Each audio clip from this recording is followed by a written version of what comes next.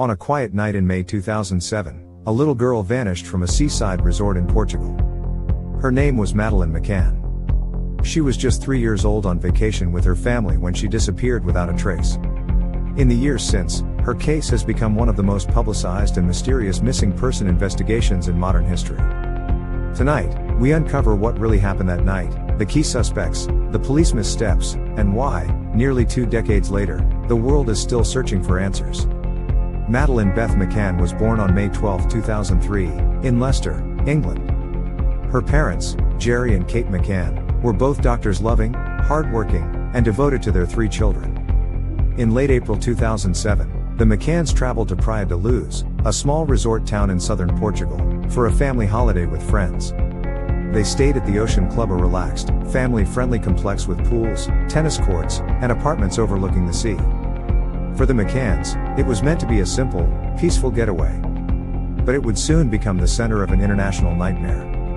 On the evening of May 3, 2007, Madeleine and her younger twin siblings were put to bed around 7 p.m. Their parents met friends for dinner at the resort's tapas restaurant, just 55 meters away, close enough, they believed, to check in on their children regularly.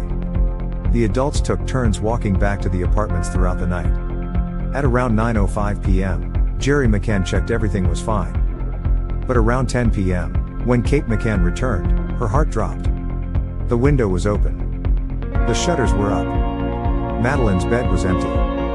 Her pink blanket and favorite toy lay untouched. Madeleine was gone.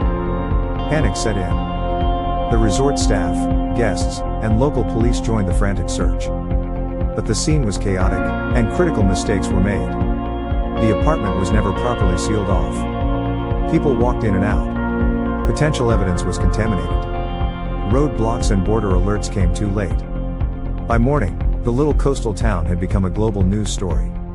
Within 24 hours, Portuguese police had launched an official investigation, calling it an abduction.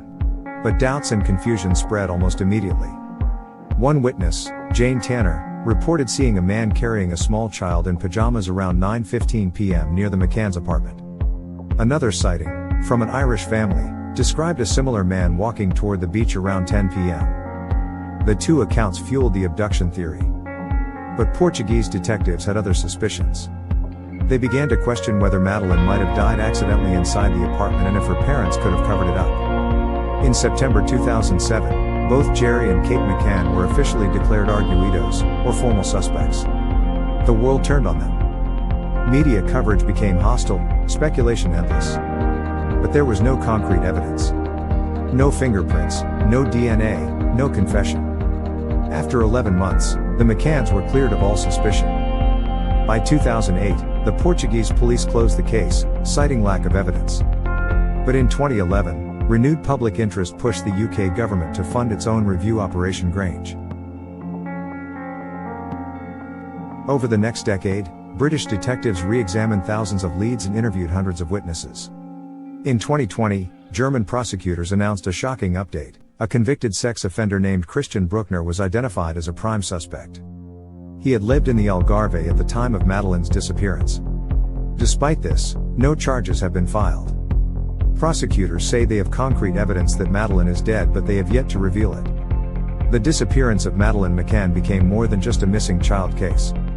It became a media phenomenon, a reflection of how 24-hour news, social media, and international pressure can shape an investigation. The McCanns established a foundation, the Madeleine Fund, to support missing children and continue the search.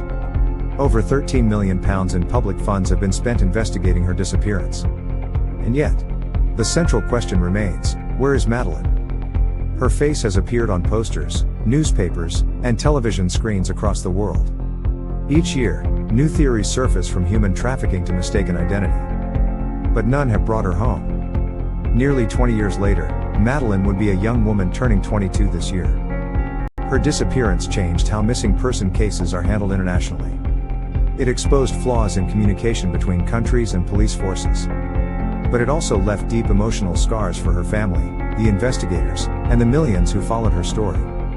To this day, not a single piece of definitive evidence explains what happened to her. Was she taken by someone who knew the resort well? Did a stranger spot an opportunity and strike? Or did something else happen inside that apartment, something no one has yet discovered? The disappearance of Madeleine McCann remains one of the most haunting mysteries of our time. A case filled with hope, heartbreak, and questions that may never be answered. But one truth remains: someone, somewhere, knows what happened. And until that truth comes to light, the search for Madeleine continues. If you found this story compelling, subscribe to Crime Files Unsolved. Share your thoughts, your theories, and your questions in the comments below. Together, let's keep her story alive. Because the moment we stop asking questions is the moment the truth disappears forever.